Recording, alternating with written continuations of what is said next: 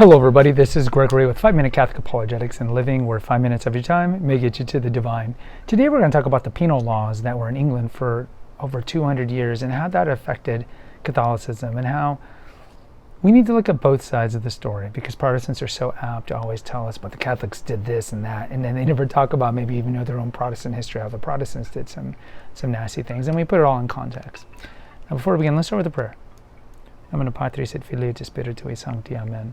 Gloria Patri et Filio et Spiritui Sancto, sic in principio et nunc et semper et saecula saeculorum. Amen.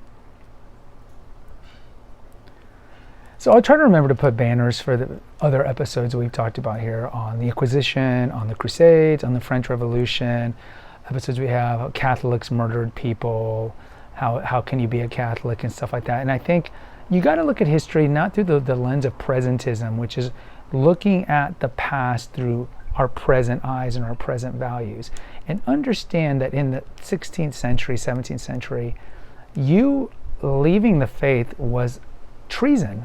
It was treason because at the time monarchy felt that part of the religious order, or part of the order, the social order I should say, was religion as well as other things, in that if you were to change the faith, or if you were like a leading dissenting voice, you think of someone like Huss and Wycliffe, who were Protestants that the Catholics killed, or you think of someone like Michael Servetus, who John Calvin put to death in Geneva.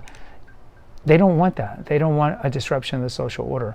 So if you look at in England, for example, when Henry left the church, he was a schismatic, and then his son Edward changed the priesthood, and therefore the concept of the priesthood in England was forever changed, and therefore that's why they don't have apostolic succession. We have an episode here on that.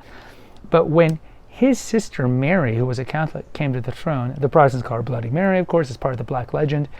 She came back on the throne. She was like, well, we got to bring England back to the orbit of Rome, where it was for 1,000 years. Christianity came there at the end of the Roman Empire and was there until Henry VIII broke off in the 1530s. So understandably so, she's like, we're going to bring it back to Holy Mother Church. She died childless after 5 years, but during that time she had Archbishop Kramer burned at the stake, understandably so, because again, you have to understand the perception back then of this was the man who led a lot of souls to hell. He was a formal heretic and so forth, so it made sense. Well, eventually her sister, Mary's sister, Queen Elizabeth I, Elizabeth the Great as we know her, became the queen, and she brought back Protestantism and persecuted the church. Now there were some political reasons. You think of the Spanish Armada. There was talk of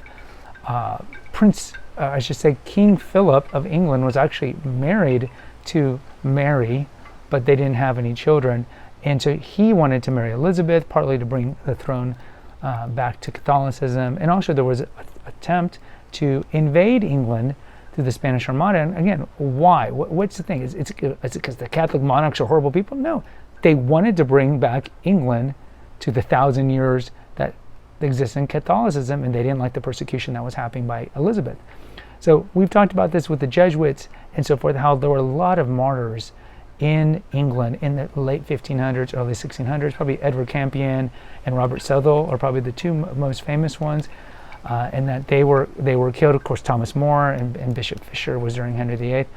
But eventually, the monarchs, and this really started with the Stuarts, who succeeded Elizabeth, because she died childless too.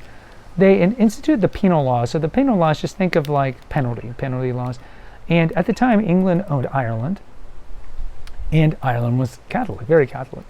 And so for about 250 years, they enacted strict rules of not just English people being what they called recusants, being crypto-Catholics, but also the Irish realm. And in the Irish realm, it was actually quite worse. In England, for 200 years, there were Catholics. There were continuing to be Catholic martyrs and persecutions. The Mass was forbidden. That's why the Jesuits were coming in secretly to give sacraments to Catholics. It wasn't they were trying to necessarily undermine the Stuart monarchy and kill James or Charles or any of the monarchs. No. They just wanted to give the sacraments to the Catholic faithful who were under attack, under siege. They were hiding, so to speak. I mean, you could go to England, you could see all these manors that had the priest holes where they would hide the priest anytime someone would come.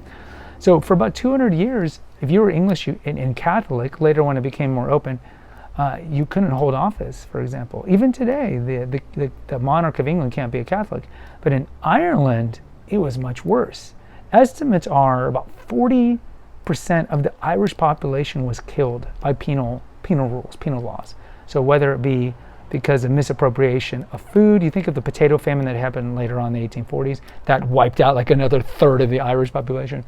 But just in the 1600s and the 1700s, in addition to all the political prohibitions, so to speak, because of people being Catholic, there was just massive famine, massive killing, murder, martyrdom that happened in Ireland. You can look this up. And EWTN recently had a movie that was done by Irish Catholic producers that documented this, how it was just not even the Catholics, the Puritans, because again they were a fringe group as well, were also persecuted by the penal laws, but certainly the Catholics were the main ones because in Ireland it was predominantly Catholic.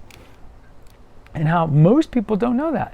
Can you imagine here in America if 120 million people were just killed because of their religious beliefs, and they were killed because of legislation and acts that were put in to make it hard for you to live, whether it be you being able to get food or other things. And just 110, a third of our population, it's more than that, like 100, I think we're like 100, we're 380 million now, so do the math. I mean, this is a big deal. We know about the Armenian genocide that happened, the Turks did, the Ottoman Empire did to the Armenians. That has more publicity or more infamy, and certainly, of course, the Jewish Holocaust. But most people don't know that the English crown, for 200 years, persecuted the Irish so much that 40% of their population died. 40%. It's crazy. So what's the point of this episode? It's not to malign the English crown. It's not to blame all the Anglicans, Episcopalians at that time. This was kind of the nature of the world back then. And yes, it's heinous. They shouldn't have persecuted the Irish because of their faith. And you think because England was the sun never sets on England. You think of the empire that it created, and it brought order and law. Most countries didn't have innocent until proven guilty. It brought all these great things, all the technology brought to all the parts of the world, yet in their own backyard, they were knowingly killing off Catholics.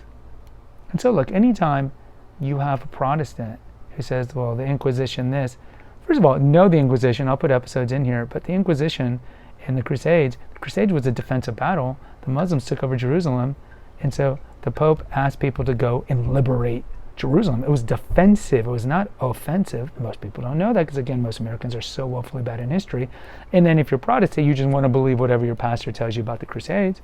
And then the Inquisition was never done, and let's be clear, there was the Roman Inquisition and the Spanish one, but like the Spanish Inquisition is the most famous one.